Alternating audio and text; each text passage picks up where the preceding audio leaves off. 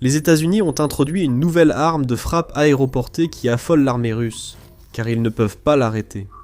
Il ne s'agit pas d'un nouveau missile hypersonique, d'une arme à énergie dirigée, ou d'un autre système ultra avancé, coûtant des millions de dollars, même si les Russes sont également bouleversés par les dernières versions américaines de ces systèmes.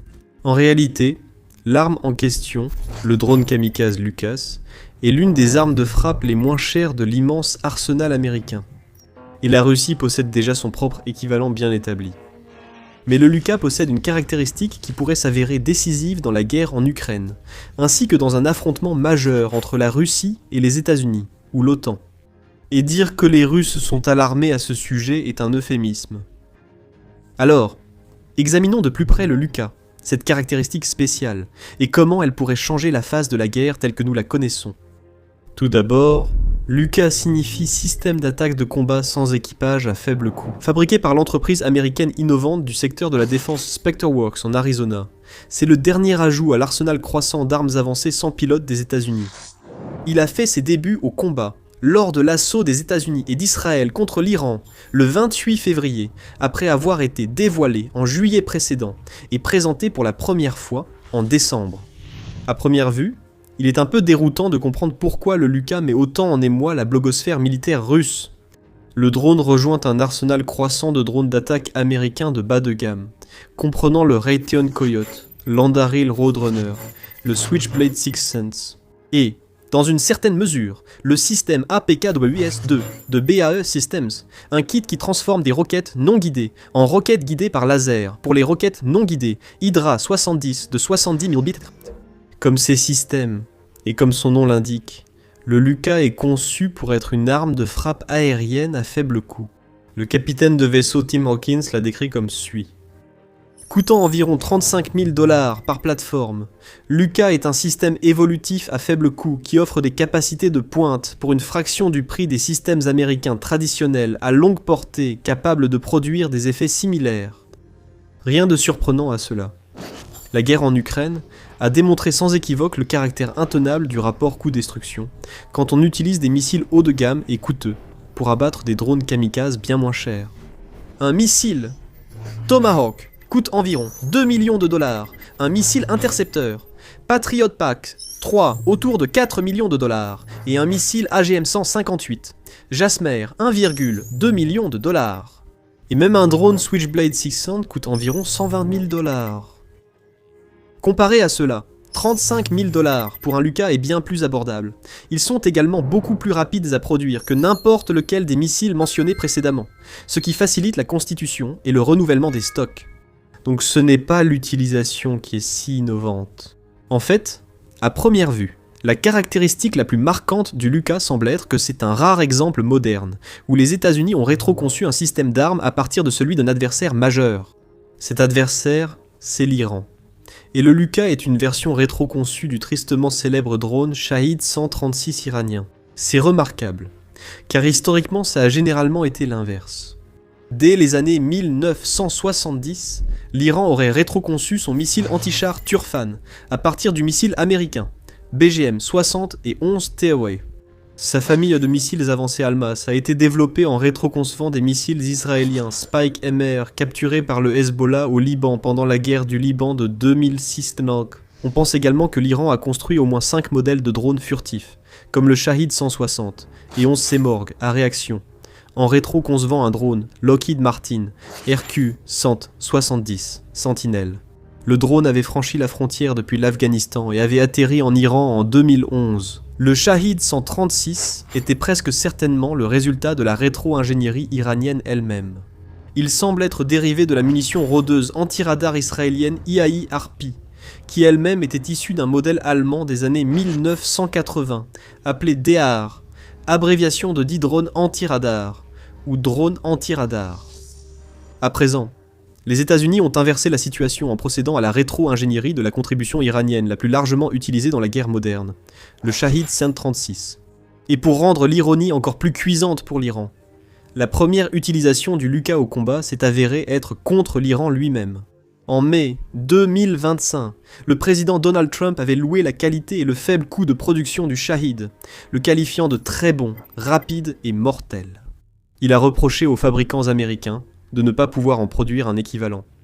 Ensuite, les États-Unis semblent avoir obtenu une version abattue depuis l'Ukraine, et l'ont étudiée par rétro-ingénierie. La Russie tourmente l'Ukraine avec des raids à grande échelle de Shahids, et de son analogue Gerin produit localement depuis 2022. L'Ukraine en a abattu des milliers, cependant, et au moins un Shahid intact semble avoir été transféré aux États-Unis. Le résultat est le Luka, plus ou moins un analogue américain du même drone. Le Luka est apparu pour la première fois sous la forme d'un drone conçu par SpectreWorks, appelé FLM-136. Le numéro est une référence évidente à son origine iranienne. Bien que les spécifications exactes du Luka n'aient pas encore été rendues publiques, le FLM-136 affiche une portée maximale déclarée de 444 milles nautiques et peut rester en vol jusqu'à 6 heures. Sa capacité totale de charge utile, hors carburant, est de 40 livres et il vole à une vitesse de croisière d'environ 74 nœuds, avec une vitesse de pointe pouvant atteindre 105 nœuds. Les spécifications du Luka sont similaires ou supérieures à celles des prototypes, mais restent comparables aux Shahid iraniens d'origine et aux Gerin russes, voire parfois inférieures. Par exemple, lorsque l'Iran a présenté le Shahid 136 en 2021, son autonomie estimée était de 940 à 1240 miles, soit 2 à 3 fois supérieure à celle du FLM 136. Et la Russie a ensuite introduit des versions plus avancées de la plateforme depuis sa gigantesque usine à Alabouga, au Tatarstan, y compris le Gerin 3 à réaction. Cela signifie que le Luka est loin d'être inconnu des Russes. La Russie a lancé environ 50 000 drones Gerin Shahid contre l'Ukraine depuis 2022 après tout. Alors, qu'est-ce qui fait transpirer à froid les hauts gradés de l'armée russe à propos du Luka? En un mot, Starlink.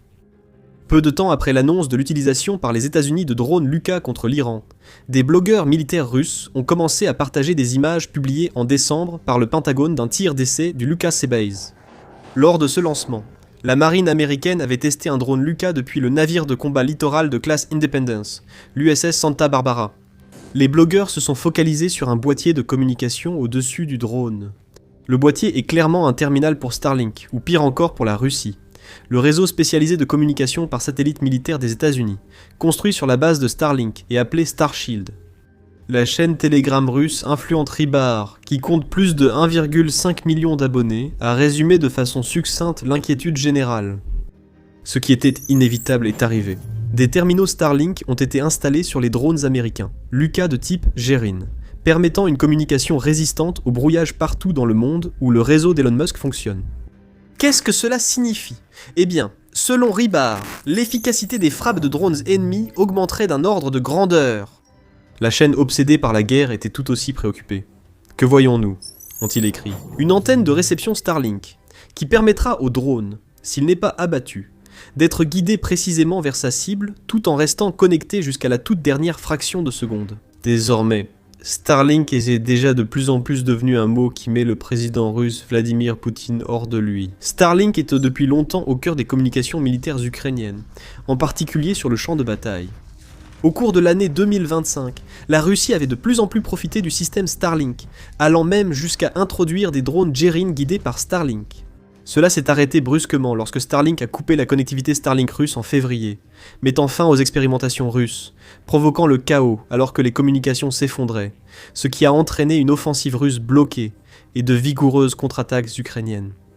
Mais aussi efficace soit-il comme outil de communication, en ce qui concerne les drones, sa plus grande valeur réside dans le fait que les drones guidés par Starlink sont pratiquement impossibles à brouiller. Aujourd'hui, la principale méthode pour contrer les drones en Ukraine et en Russie est la guerre électronique, GE, qui brouille les signaux, les guidant vers leur cible. Le brouillage fait rater leur cible aux drones, qui s'écrasent sans dégâts, ou sont même redirigés puis capturés par le camp adverse. La plupart des drones FPV et des drones kamikazes rôdeurs plus grands utilisent le GPS ou dans le cas russe, son équivalent GLONASS pour le guidage. Ainsi, l'Ukraine comme la Russie ont par nécessité maîtriser l'art de ce type de guerre électronique de brouillage anti-GPS et affinent constamment leurs capacités. Selon le légendaire spécialiste ukrainien de la guerre électronique Sergei Bezgresnov, également connu sous le nom de Code Flash, les Russes ont capturé tous les types de nos principaux drones comme trophées. Bien sûr, ils ont étudié l'électronique, les systèmes de communication et de navigation de nos drones. Mais les drones guidés par Starlink sont un cauchemar pour les systèmes de guerre électronique, parce que comme le confirment les blogueurs militaires russes, ils sont beaucoup plus difficiles à abattre que les drones guidés par GPS. C'est une question de signaux. Le GPS GLONASS et d'autres satellites de navigation fonctionnent en orbite terrestre moyenne, ou MEO. C'est à environ 20 000 km au-dessus de la Terre. Il y a aussi relativement peu de ces satellites en orbite. Respectivement, 31 satellites GPS 24, GLONASS 35, Beidou chinois, et 25 du réseau Galileo de l'Union européenne. Depuis une distance aussi grande, ils transmettent des signaux de navigation à relativement faible puissance et sur des bandes étroites. Au moment où ces signaux atteignent le sol, ils sont faibles, et c'est ce qui les rend relativement faciles à brouiller. Les brouilleurs produisent essentiellement des signaux dans les mêmes bandes qui noient le signal GPS. Si votre brouilleur délivre plus de puissance que le signal GPS au niveau du récepteur, il peut noyer les signaux GPS et faire dévier le drone de sa trajectoire ou le faire s'écraser. Sur un front aussi long qu'en Ukraine, de puissants brouilleurs ne sont pas nécessaires pour une guerre électronique efficace sur une vaste zone. Ce n'est pas ainsi que cela fonctionne. Il vous faut surtout des brouilleurs puissants, répartis le long des lignes de front, pour neutraliser les signaux GPS. La solution de la Russie a été de développer une flotte de brouilleurs mobiles montés sur camions comme le R330ZH, Zytel le RL257 Krushuk 4 et le RB341V, Lyr 3. Ils se sont révélés assez efficaces contre les drones et même contre les missiles guidés par GPS comme le JDAM, dont les signaux tombent parfaitement dans la plage du Zytel. Voilà le genre de détails qui font que The Military Show se démarque des autres chaînes à thème militaire. Abonnez-vous et activez les notifications pour ne rien manquer des dernières actualités des points chauds mondiaux. Actuellement, l'Ukraine change constamment les fréquences qu'elle utilise pour guider les drones, tout comme la Russie, créant ainsi un jeu sans fin de mesures et de contre-mesures alors que les deux camps s'adaptent. Parfois, les drones d'un camp prennent l'avantage, tandis que l'autre camp cherche comment ajuster ses contre-mesures de brouillage. Ou, comme le dit le commandant russe Ishtuganov, l'ennemi joue avec les fréquences. Nous reconfigurons nos systèmes de guerre électronique. L'ennemi commence à nous neutraliser avec la guerre électronique. Nous passons à d'autres fréquences. Tout cela est rendu possible grâce aux signaux faibles de ces satellites MEO lointains. Mais Starlink, c'est une toute autre histoire. Cela pose un problème à la Russie, car actuellement, et pour un avenir prévisible, elle n'a aucun moyen de le contrer. C'est impossible à brouiller. Contrairement aux satellites de navigation, Starlink fonctionne en orbite terrestre basse, ou LEO. Les satellites ne sont pas à des milliers de kilomètres de la Terre. Ils orbitent à environ 550 km au-dessus de la Terre. Il y a actuellement environ 10 020 satellites Starlink en orbite.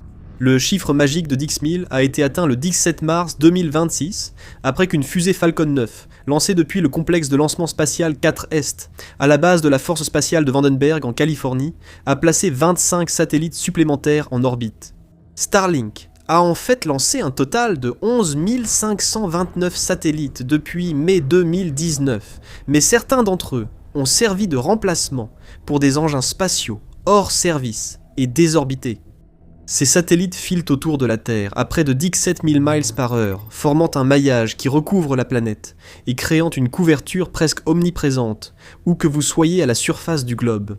Cela crée deux énormes problèmes pour la Russie, ou d'ailleurs pour l'Iran, la Chine ou tout autre adversaire cherchant à abattre un drone guidé par Starlink. Premièrement, chaque terminal Starlink ne reçoit pas un signal d'un seul satellite Starlink comme une parabole classique. Il rebondit sans cesse entre les unités du réseau maillé quand elles bougent dans le ciel. À tout moment, chaque terminal est susceptible de basculer entre différents satellites sur de courtes périodes.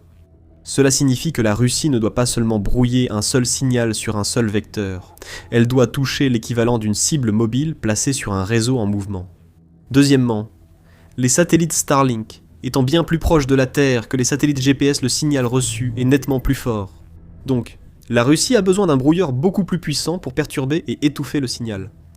Ce n'est certainement pas au-delà des capacités de la Russie pour un lien satellite isolé, même avec un signal plus puissant. Mais essayer de brouiller tout un réseau de plus de 10 000 satellites qui se déplacent à des vitesses supérieures à Mach 22, c'est un problème d'un tout autre ordre. À ce stade, c'est aussi un problème insurmontable. Brouiller les drones ne dépend plus d'un camion brouilleur près du front. Il faut une flotte de brouilleurs bien plus puissants, surtout si le terminal utilise une antenne directionnelle et un traitement de signal moderne, comme c'est probablement le cas pour Lucas. Au lieu de brouiller de faibles signaux vers des récepteurs isolés, la Russie doit maintenant brouiller un lien multisatellite à saut de fréquence, qui change constamment de géométrie avant même que vous puissiez vous y accrocher. C'est techniquement faisable à grande échelle, mais l'échelle requise dépasse presque certainement les capacités de la Russie pour un avenir prévisible. Des chercheurs militaires chinois ont simulé le nombre de brouilleurs nécessaires pour couper la connectivité Starlink au-dessus de Taïwan. Neutraliser ce réseau serait probablement un élément crucial dans toute invasion chinoise réussie. La simulation a conclu qu'il faudrait une grille optimale d'au moins 935 brouilleurs aéroportés synchronisés et puissants pour supprimer complètement la couverture. Sinon, en s'appuyant sur des systèmes moins puissants, la Chine pourrait avoir besoin de près de 2000 drones de brouillage pour obtenir un effet similaire. Si l'on transpose cela à l'Ukraine, où la ligne de front s'étend sur 800 à 1200 km, la Russie aurait probablement besoin de plusieurs milliers de brouilleurs montés sur camions rien que pour couvrir à peine le front.